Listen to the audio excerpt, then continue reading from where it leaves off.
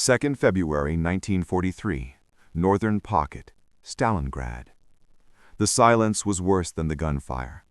Oberleutnant Klaus Becker stood in what had once been a factory warehouse, now a tomb of twisted steel and frozen corpses.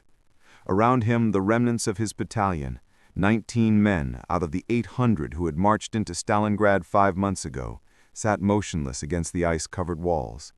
They weren't sleeping. Sleep meant death now. They simply stared with hollow eyes at nothing, too weak to speak, too exhausted to care. Outside, Soviet loudspeakers blared surrender appeals in German, the voices echoing through empty streets where no one remained to fight. Becker looked down at his hands. His left glove had rotted away weeks ago. The fingers beneath were black, dead tissue that no longer responded to his commands. He'd stopped feeling pain 3 days earlier. The nerves had frozen and died. In his right hand he still gripped his Luger pistol, though he couldn't remember the last time he'd fired it. 1 bullet remained in the chamber. He'd saved it, though he told himself he didn't know why. But he did know. Everyone knew. Outside, the temperature had dropped to -43 degrees Celsius. The wind screamed through shattered windows like the dying breath of an entire army. In the distance, a single gunshot cracked through the frozen air. Then another. Then silence again. The nightmare was ending. Not with glory or heroism, but with quiet surrender to the cold that had killed more Germans than all of Stalin's soldiers combined. Before we begin, don't forget to subscribe for more untold stories from the Second World War. Where are you watching from? And could you have endured what these men suffered in the frozen hell of Stalingrad? The German Sixth Army wasn't supposed to be in Stalingrad when winter came. According to every plan, every timeline, every confident assessment made by Wehrmacht High Command, the battle should have been over by October. The city would fall. The Volga would be crossed. German forces would drive south into the oil-rich Caucasus before the first snow fell. By Christmas, soldiers would be celebrating victory in warm barracks, writing letters home about their conquest of Stalin's namesake city. Instead, Christmas 1942 found them dying in frozen ruins, eating sawdust bread and boiled leather, watching their friends freeze to death in the night. The campaign had begun with such promise. In late July 1942, Adolf Hitler issued Führer Directive No. 45, splitting Army Group South into 2 massive forces. Army Group A would drive toward the Caucasus oil fields at Baku, the lifeblood of the Soviet war machine. Army Group B, spearheaded by General Friedrich Paulus's Sixth Army, would capture Stalingrad and secure the Wehrmacht's northern flank along the Volga River. It seemed straightforward. After all, the Sixth Army was one of Germany's finest formations, 270,000 battle-hardened veterans who had crushed Soviet resistance at Kharkov, who had marched across hundreds of kilometers of Soviet territory with the confidence of conquerors. Paulus himself was a capable, methodical officer, a former staff planner who had helped orchestrate the invasion of Poland.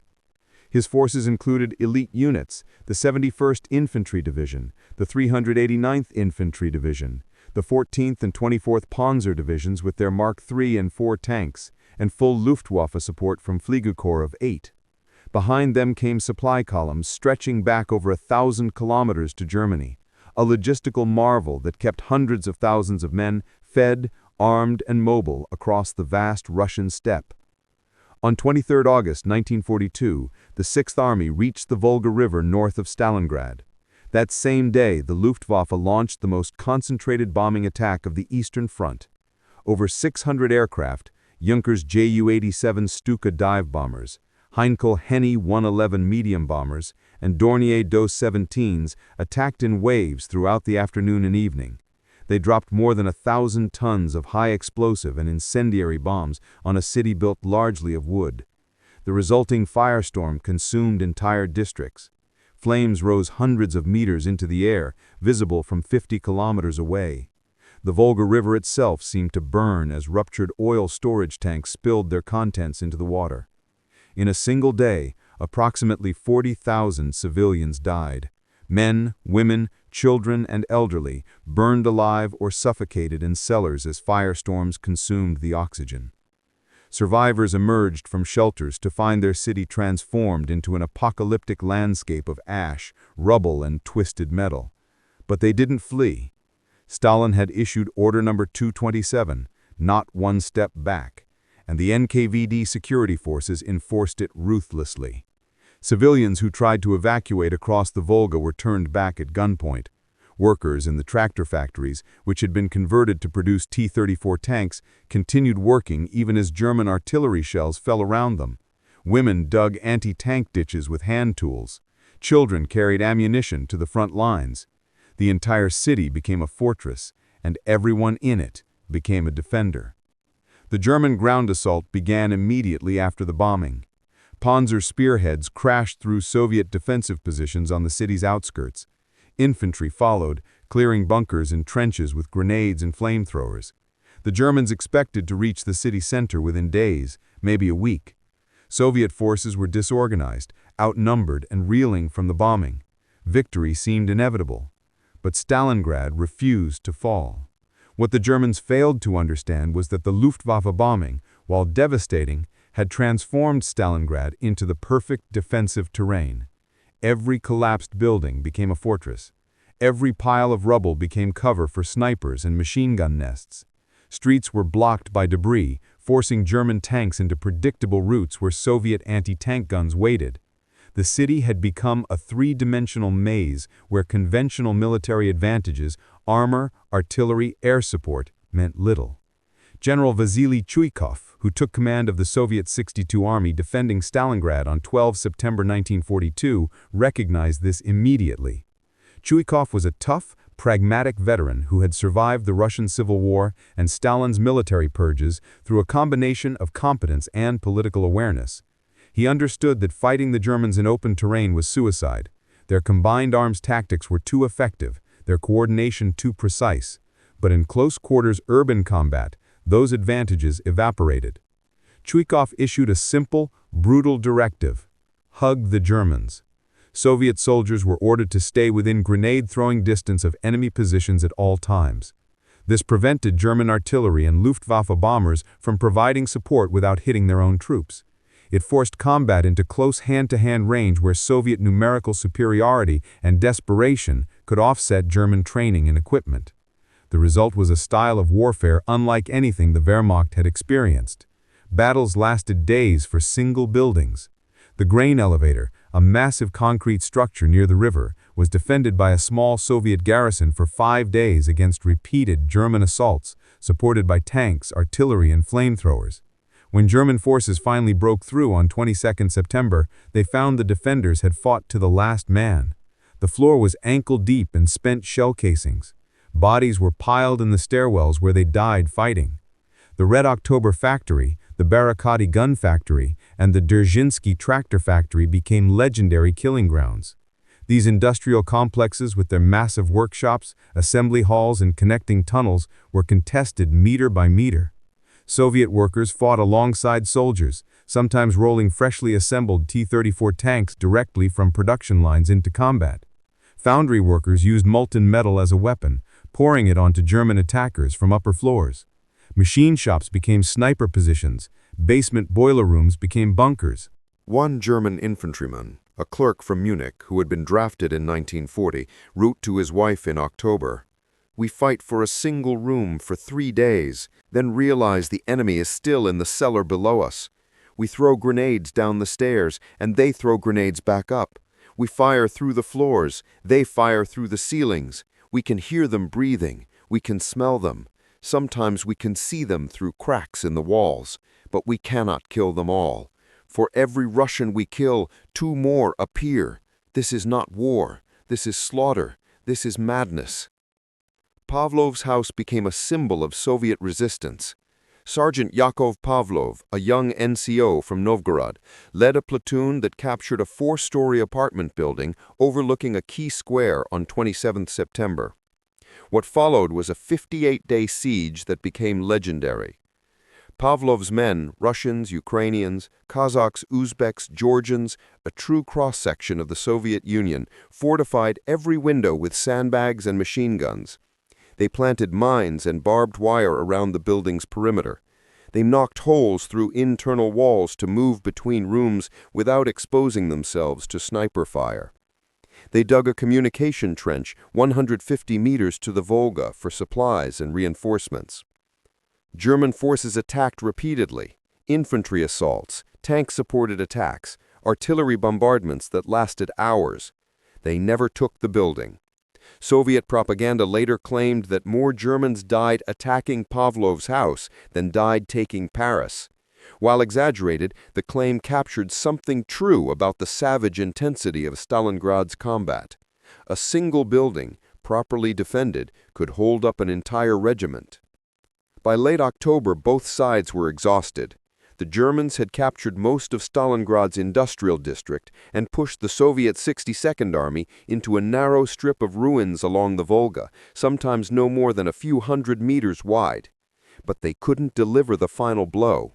Every attack gained a few meters, sometimes a single building, at enormous cost. German casualties mounted into the tens of thousands. Entire battalions were ground down to company strength, then platoon strength, then vanished entirely. Soviet losses were even higher. The 62nd Army was being bled white defending the city. Reinforcements had to be ferried across the Volga under constant German artillery and air attack. Supply boats made their runs at night, navigating by the glow of burning buildings, dodging shells and Stuka attacks. Many boats never made it. The river bottom became a graveyard of sunken barges, drowned men, and lost supplies. But the Soviets had one crucial advantage: they could replace their losses. Behind the Ural Mountains, beyond the reach of German bombers, Soviet factories were producing tanks, artillery, and ammunition at an accelerating pace. Stalin could afford to lose divisions defending Stalingrad because new divisions were being trained and equipped every week. Germany, fighting on multiple fronts with a smaller population and industrial base, could not sustain the same attrition rate. And then came November, and with it the cold. The first snow fell on 2nd November, light flurries that melted on the still warm rubble. German soldiers, many of whom had experienced the previous winter outside Moscow, felt a chill that had nothing to do with temperature. They remembered what Russian winter meant: frostbite, frozen weapons, vehicles that wouldn't start, supply lines cut by snow. Wehrmacht logistics officers had promised that winter clothing was being shipped from Germany and would arrive by December. The offensive would be concluded before the worst cold set in. Both promises proved false. By late October, temperatures were dropping steadily: -10 degrees Celsius, -15. The Volga River began to freeze along its edges. German soldiers still wore the same uniforms they'd worn in August, standard-issue wool tunics and trousers designed for Central European weather, not Siberian cold.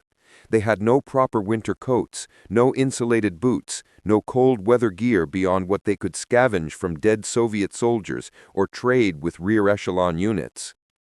Supply convoys stretched over 1,000 kilometers from Germany through Poland and across the Ukraine couldn't deliver what didn't exist. Winter clothing was still being manufactured. Fuel was rationed because partisan attacks were increasing on the rail lines. Food shipments became irregular. The Luftwaffe that had dominated the skies in August found its sortie rates dropping as fog, snow, and freezing temperatures grounded aircraft or limited flying to a few hours per day when visibility improved. Paulus requested permission to withdraw from Stalingrad and establish a defensible winter line further west. Hitler refused. The Führer had publicly announced that Stalingrad would fall. German newsreels had shown confident soldiers raising swastika flags over captured Soviet positions. Propaganda Minister Joseph Goebbels had described the battle as the decisive victory that would break Soviet resistance. Retreat was politically impossible. To retreat was to admit failure. Hitler would not allow it. On 19 November 1942, Hitler's refusal became a death sentence. The attack began at dawn, though dawn was barely distinguishable from night in the fog and snow that blanketed the frozen steppe. On 2nd November, at 7:20 a.m., Soviet artillery opened fire along an 80-kilometer front north of Stalingrad. Over 3,500 guns and Katyusha rocket launchers firing simultaneously created a roar that could be heard 50 kilometers away. The barrage lasted 80 minutes, methodically destroying Romanian defensive positions, command posts, communication trenches, and supply depots. The Romanian Third Army holding the northern flank was ill-equipped and poorly motivated. Many Romanian soldiers saw the war as Germany's fight, not theirs. Their anti-tank guns dated from World War I and couldn't penetrate Soviet armor. Their officers had repeatedly warned German high command that their positions were vulnerable. Those warnings had been ignored. On 8:50 a.m., Soviet armor attacked. Hundreds of T-34 medium tanks and KV-1 heavy tanks emerged from the snow like steel ghosts. The T-34, with its sloped armor, wide tracks, and excellent mobility in winter conditions, was superior to most German tanks. Against Romanian anti-tank guns, it was invincible. Romanian soldiers broke and fled. Within hours, the northern front collapsed. Soviet mobile units raced southwest, bypassing German strongpoints, cutting communication lines, overrunning rear-area supply depots. The next day, November 20th, the nightmare repeated in the south. Another massive artillery barrage shattered Romanian positions south of Stalingrad. More Soviet tanks broke through. German reserves rushed to plug the gaps, but panzer divisions that should have been able to maneuver at 40 kilometers per hour found themselves crawling on fumes. Fuel supplies had been prioritized for the units fighting in Stalingrad itself. Mobile reserves had just enough fuel to reach the breakthrough points, but not enough to conduct sustained operations. On November 23rd, at the town of Kalach, 40 kilometers west of Stalingrad, Soviet forces from the northern and southern pincers met. The trap snapped shut. The entire German Sixth Army, over 290,000 men, was encircled in a pocket roughly 50 kilometers wide and 30 kilometers deep. With them were remnants of Romanian divisions, Croatian auxiliaries, Luftwaffe flak battery personnel, and miscellaneous support units. All were cut off from supplies, from reinforcements, from any hope of immediate relief. Inside the pocket, the initial reaction was confusion rather than panic. German soldiers had been encircled before at Demyansk earlier in 1942 and had been successfully supplied by air until ground forces broke through. Surely the same would happen here. Paulus's quartermaster calculated that the army needed a minimum of 500 tons of supplies daily to sustain combat operations and basic survival: food, ammunition, fuel, medical supplies, and winter clothing. Reichsmarschall Hermann Göring, commander of the Luftwaffe and one of Hitler's most powerful subordinates, personally assured the Führer that his air force could deliver those supplies. Göring cited the Demyansk operation as proof. The Luftwaffe had successfully supplied encircled forces before. It could do so again. It was perhaps the most catastrophic miscalculation of the entire war. The Luftwaffe did not have 500 tons of daily airlift capacity into Stalingrad. The distances were too great, over 200 kilometers from the nearest German-held airfields. The weather was too unpredictable, with frequent blizzards, fog, and storms that grounded aircraft for days. Soviet fighters, Yak-1s, Lag-3s, and American-supplied P-39 Airacobras patrolled the air corridors relentlessly. Anti-aircraft batteries ringed the pocket with hundreds of guns. The airfields inside the pocket were under constant Soviet artillery bombardment, their runways cratered, their facilities primitive. The primary transport aircraft, the Junkers U-52, was a three-engine workhorse designed for cargo and paratroop operations. It was slow, lumbering, and defenseless. Soviet fighters hunted them mercilessly. One Soviet pilot later described it as shooting ducks. They cannot evade, they cannot fight back, they simply fly straight and hope we miss. On the best days, the airlift delivered 100 tons of supplies. On average days, perhaps 50 tons reached the pocket. On many days, storms or Soviet attacks meant nothing arrived. Over the next 10 weeks, the Luftwaffe would lose over 500 transport aircraft trying to supply the Sixth Army. Planes destroyed by fighters, by anti-aircraft fire, by crashes in blizzards, by engine failures in the extreme cold. Inside the pocket, soldiers' daily rations were cut immediately.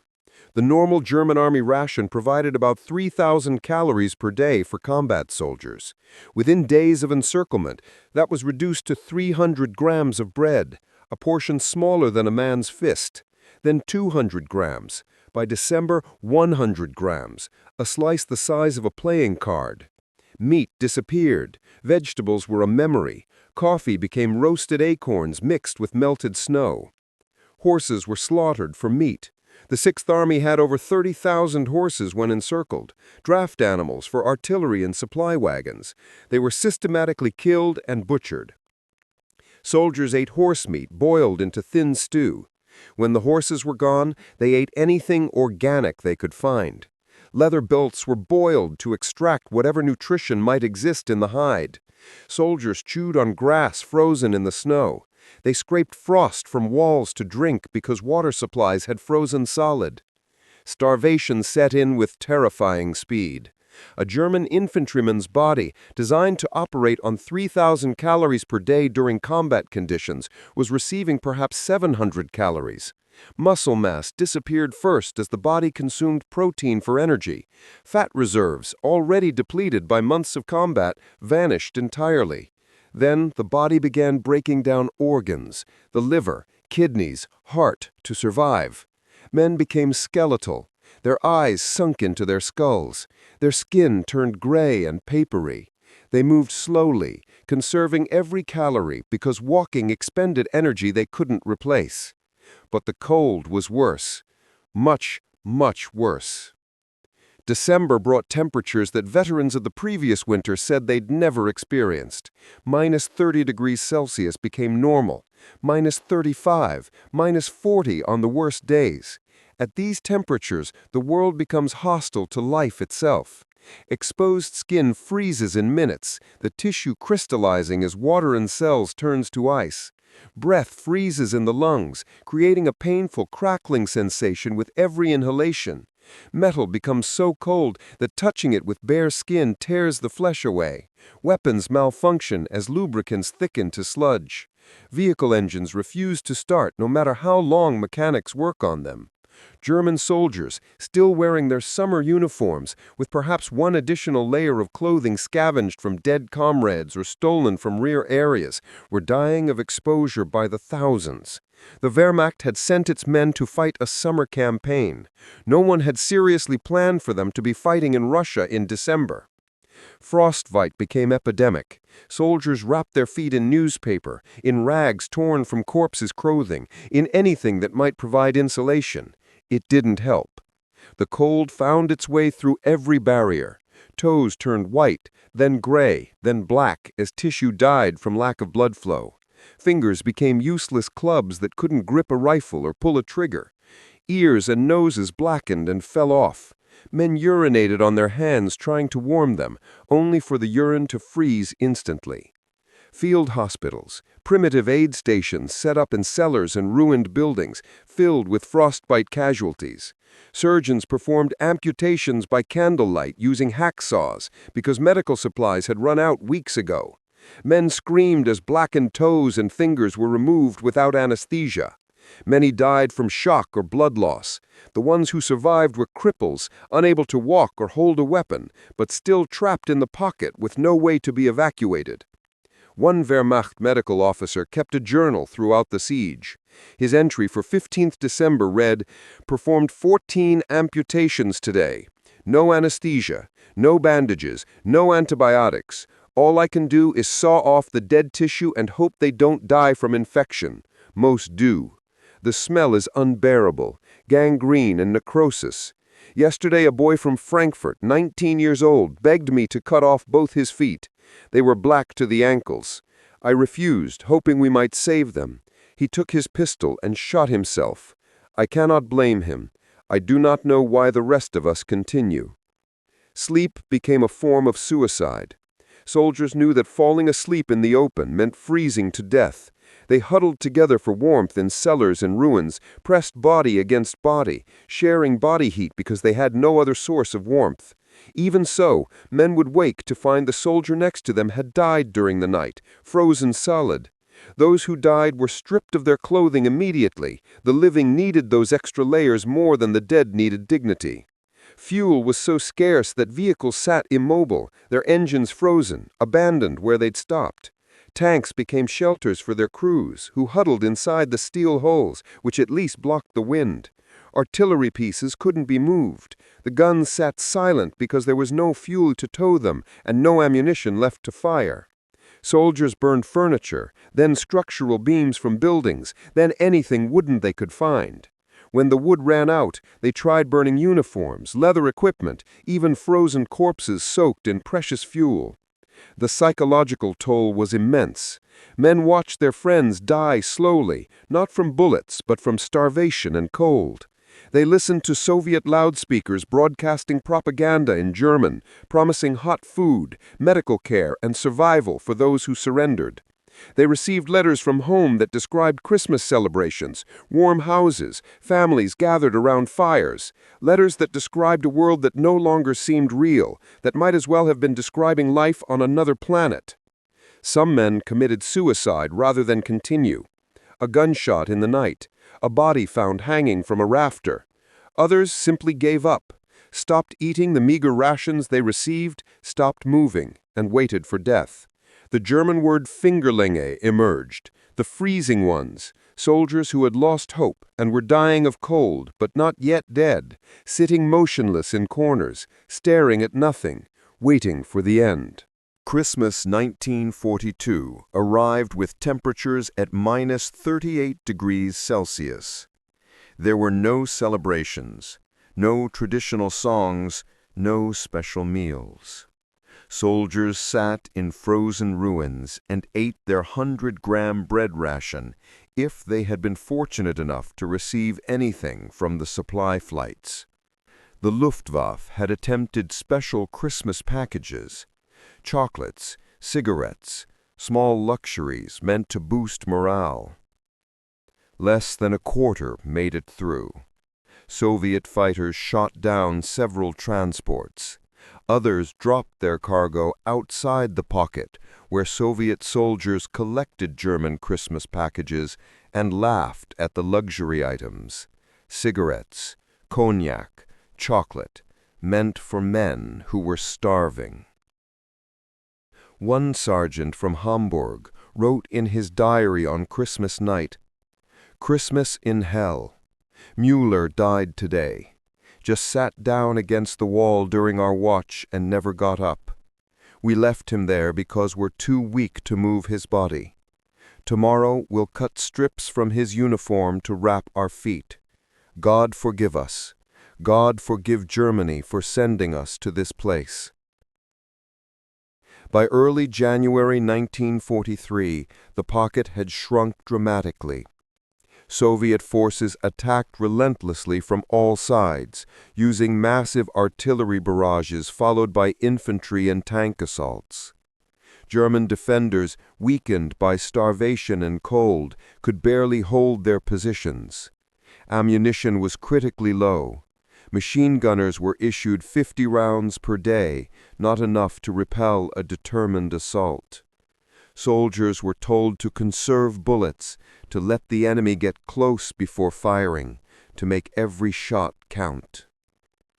The airfield at Pitomnik, the main supply drop zone inside the pocket, fell to Soviet forces on 16th January. Thousands of wounded soldiers who had been waiting for evacuation flights were captured. The last remaining airfield, Gumrak, was captured on 22nd January. Now even the trickle of supplies stopped completely. The Sixth Army was sealed in its tomb, cut off from the outside world, dying by degrees. Wehrmacht High Command in Germany issued increasingly desperate orders that had no connection to reality on the ground. Hitler promoted Paulus to Field Marshal on 30th January. a promotion meant to convey honor but which carried a darker implication. No German field marshal had ever surrendered. The promotion was an order disguised as recognition. Paulus was expected to fight to the death or commit suicide. Propaganda Minister Joseph Goebbels prepared speeches describing the Sixth Army's heroic sacrifice for the fatherland. Plans were made for a national day of mourning. German newsreels would show solemn ceremonies honoring the fallen heroes of Stalingrad. The machinery of propaganda was preparing to transform catastrophic defeat into martyrdom. Inside the pocket, such grand pronouncements meant nothing. Soldiers were past caring about heroism, honor, or propaganda. They cared only for survival, about making it through the next hour, the next day. But for most, survival was no longer possible.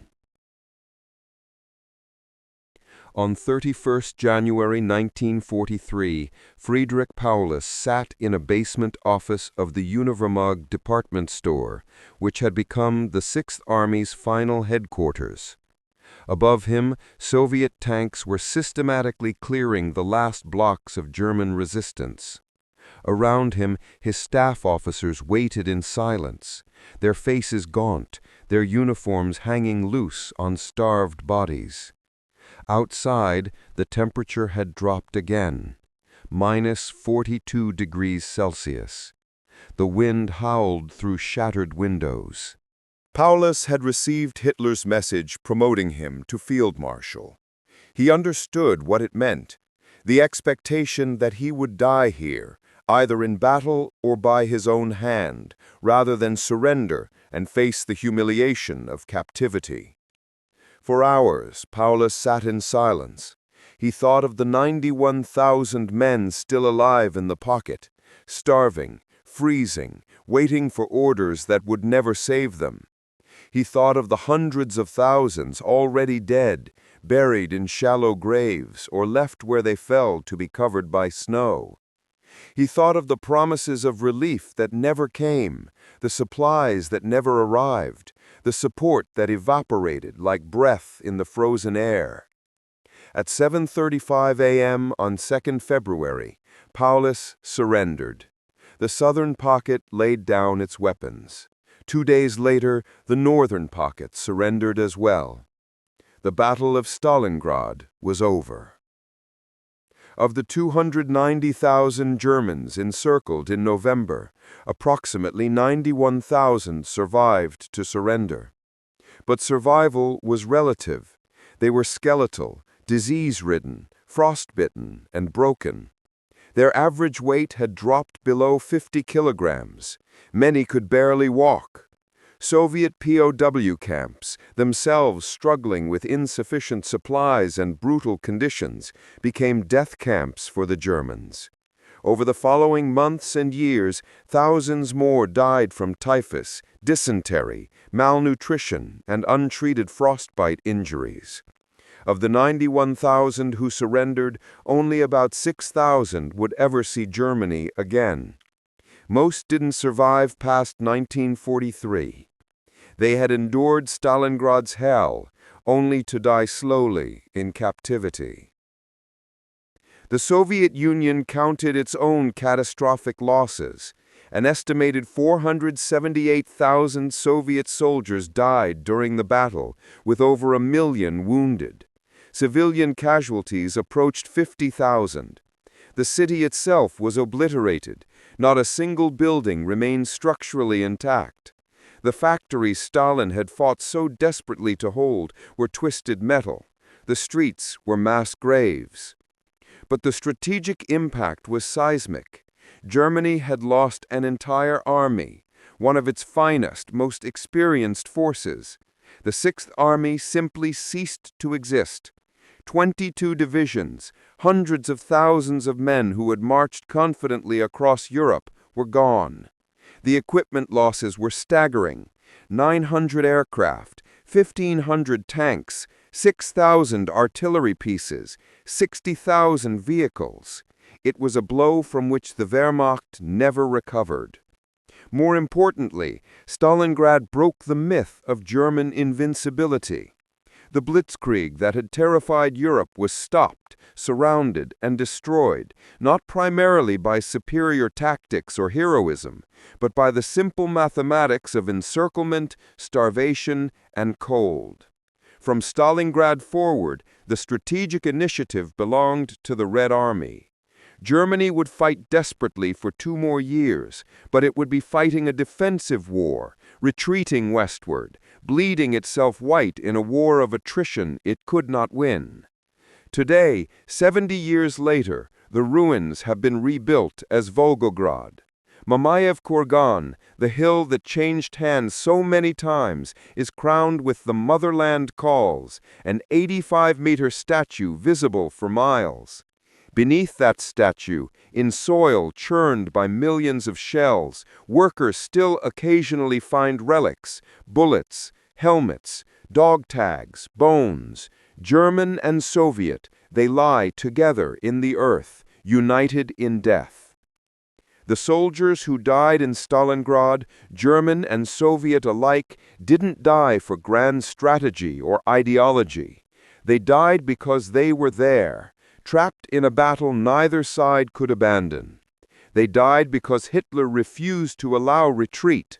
They died because Göring promised supplies that never arrived. They died because no one had planned for winter. They died of hunger in a pocket that received supply flights, but never enough supplies. They died of cold because wool uniforms and summer boots couldn't protect against 40-below temperatures. Stalingrad stands as a monument not to the glory of war, but to its absolute horror. It demonstrates what happens when human beings are ground between the machines of total war and the indifference of winter. It shows that courage, training, and superior equipment mean nothing against starvation and cold. It proves that even the mightiest army can be destroyed not by the enemy's strength, but by its own leader's refusal to accept reality.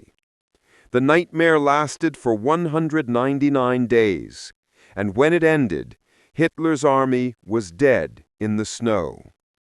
But even as the last shots echoed through Stalingrad's frozen ruins, another battle was beginning, where American soldiers would face their baptism of fire against Rommel's Afrika Korps in the deserts of Tunisia. Join us next time as we uncover the story of Kasserine Pass, where the U.S. Army learned that war is not won by courage alone, but by blood, experience, and the hardest lessons.